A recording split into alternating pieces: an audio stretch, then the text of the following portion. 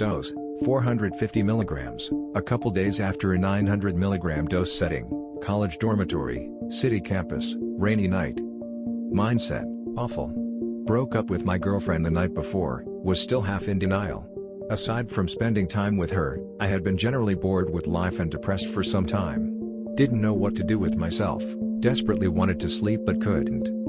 Drug experience beforehand, 3 or 4 years of regular pot smoking, tried salvia once, mushrooms once, hydrocodone twice, and the previous summer took high doses of DXM as frequently as 3 times a week, until I couldn't keep it down anymore. That only took 3 months. Experience, was visiting my friend Steve at a college nearby, and we got bored and tried to find some drugs, a pretty typical night for us. I was especially up for it since things were not going well with my girlfriend and I wanted to forget about it. There was nothing around, so we decided to take some DXM for old time's sake, even though I suspected it would come right back up, due to former addiction. So we went to the drugstore to find either some quercetin or Robitussin. None there. None at the next drugstore, or the next one, amazingly. So Steve mentions Dramamine, and at this point I say, sure, whatever. We buy it and go back to read up on it. What we find is sort of frightening but also intriguing. And we're not planning on going out, so there's no problem, right? Also, we're so goddamn bored we're playing 2-player card games. We each take 600 milligrams. Nothing happens for about an hour, so we take more. I took another 300 milligrams and I think Steve took another 450, based on how much was left over. At T+90 after the first dose, roughly, we get dizzy, similar to DXM but with less euphoria, if any. Definite mental confusion but clear vision and sound so far. I can't walk straight, so I sit the hell down.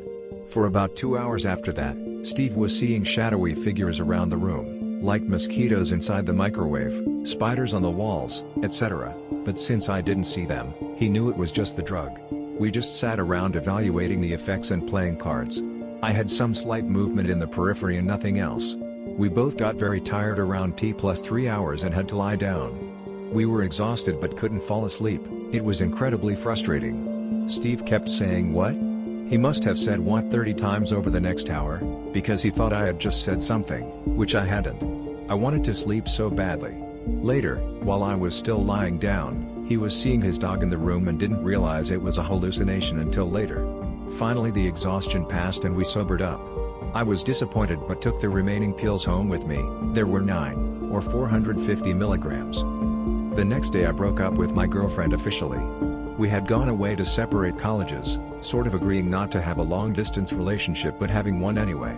Then she met someone and after a few weeks of denying it, we both did. I just gave up. She still wanted to be friends, which only made it more depressing. So here's where the real nightmare begins. I took the breakup really hard and the following night around 8 p.m. took the rest of the Dramamine. It was only half of the disappointing dose I had taken before, but I would have taken anything to get my mind off the XGF. There was a hallucination about 4 hours before this dose, on no drugs, presumably residual from the first dose.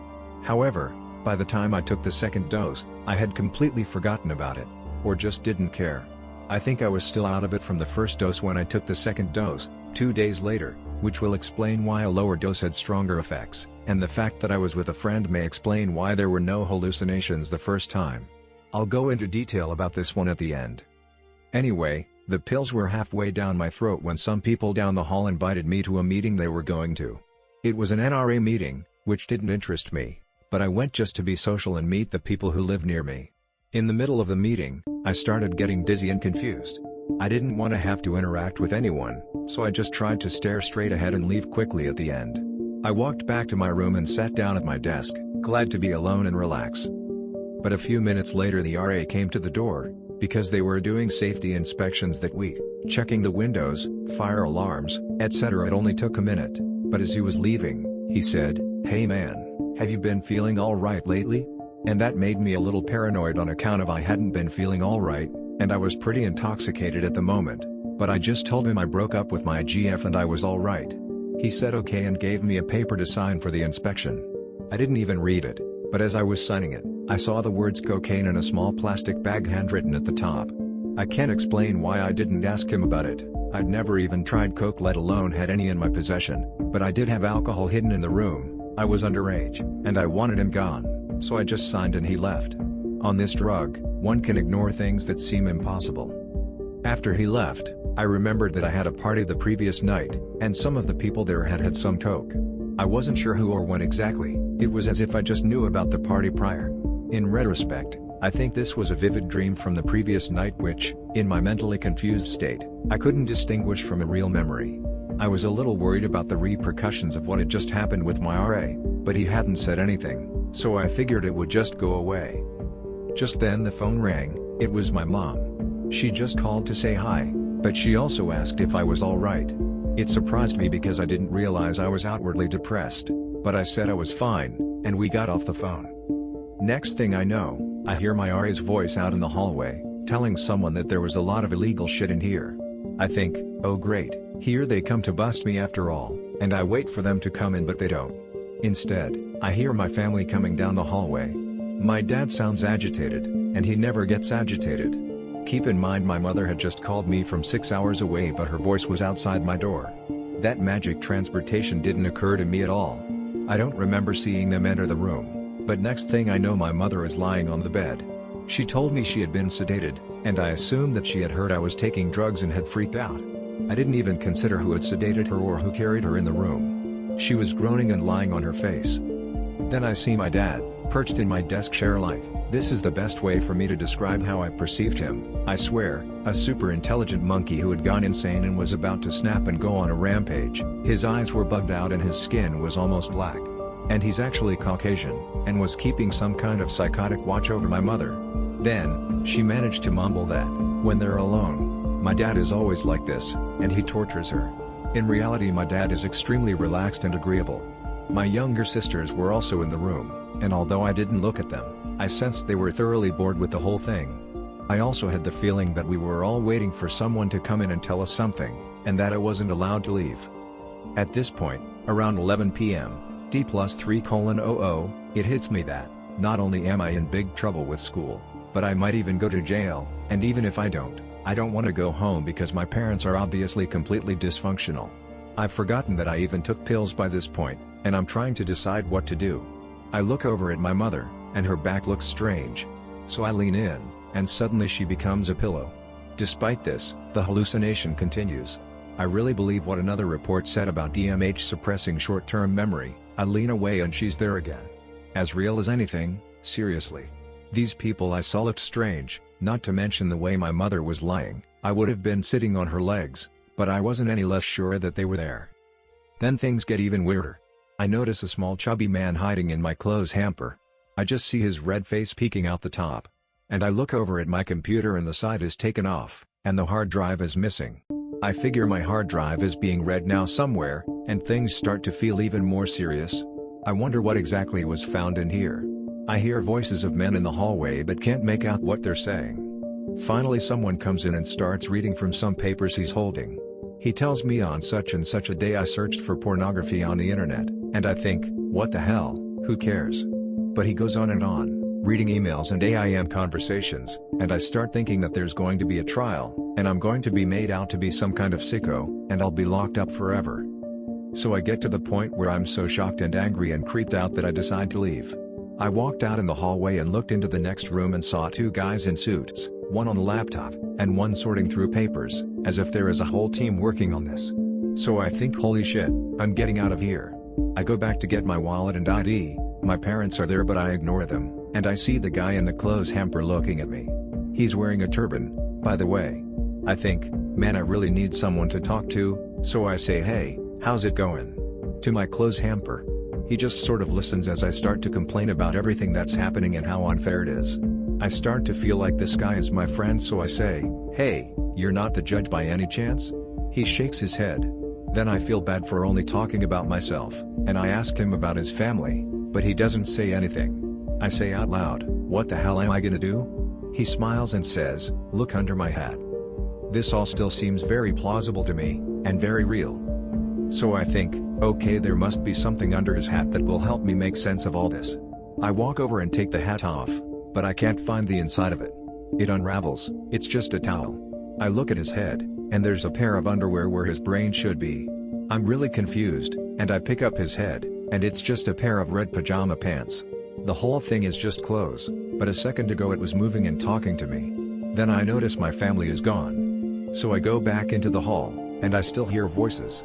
I close my door and decide to go find one of my friend's rooms and hide in there until everything blows over. When I get there, I knock on the door. It's about 1 a.m. now, D+5:00, but no one answers. I tried to wake him up, without drawing attention to myself, but no luck. So I go down to the lobby of the building and peek out slowly, as if the city's entire police force will be waiting for me, but there's no one there.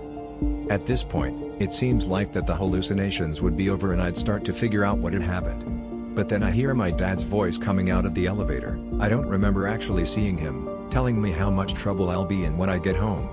So I figure I'm only being expelled, again, ignoring the inconsistency, and I decide just to run away. So I go outside in sandals and a t-shirt, at 1 a.m. in November, in the northeastern US, in the rain, to run away on foot. I hear my parents behind me, and now turn around and see them again. But I just keep walking quickly. The sound of them fades away, so I figure I'm losing them, but at this point I start to see police cars parked everywhere, and every once in a while, a badge will gleam in the moonlight from behind a tree or some bushes. Now I realize that there are police everywhere, and I wonder why they're hiding, not approaching me. I think, maybe it's because my hands are in my pockets, they think I'm armed. Doesn't make sense either. I keep walking, and the cops follow me. I hear them shuffling along and keep seeing them hiding, watching me. I walk up past the frat houses and keep going until I don't know where I am. My hands and feet are freezing. I went through a bad neighborhood, but no one was out, probably because there were cops everywhere, I thought, and I was so cold I decided I had to get to somewhere familiar, so I made a loop back home. On the way back, I start to see my parents hiding with police, and I hear my dad saying, "Watch out, he might run." I think it's strange that I can see and hear them hiding and waiting. It's like a cat going up to a mouse and just politely opening its mouth. So whenever I see them, I simply cross the street. Finally I am so cold and tired that I stop on the steps of the music building and sit down, curled up, just waiting to be caught. I see officers in the windows of the music building and creeping up behind bushes, so I just empty my pockets and hold my hands out and wait. I can see my family across the street. No one comes for 20 minutes. I pick up my things and walk back home, figuring if they don't want to catch me, I'm going the fuck inside. I get to my building and sign on a computer in the lobby. Steve is the only person online, and I tell him what's happening, without mentioning the Dramamine, which like I said I've forgotten. He doesn't consider it either. Just can't believe what's happening. We hang up and I sit in the laundry room for another half hour with my hands behind my head, reading the paper, still seeing cops creeping up behind things. It wasn't until I saw 2 real cops, who walked by and ignored me, that I even considered it might have been a hallucination. I cautiously went back to my room, to find everything in its right place, about 2:30 a.m., D+6:30, and was so confused that I called home. If they answered, it meant I was tripping and I'd be relieved. They answered and I told them the whole thing. I felt like an idiot for days afterward and worried that I would never be the same, but I recovered completely. Had some shimmering in the periphery for a few days though, especially against light backgrounds. Here's what happened that afternoon, which somehow I totally disregarded. I was reading, or doing some work or something, at my desk. I glanced up at the open door, and hiding behind my door, against the wall, I saw a little girl. She was standing still, with no emotion in her face, just looking at me. It was a little creepy, especially since her entire body, including her head, was in the shape of a large narrow triangle.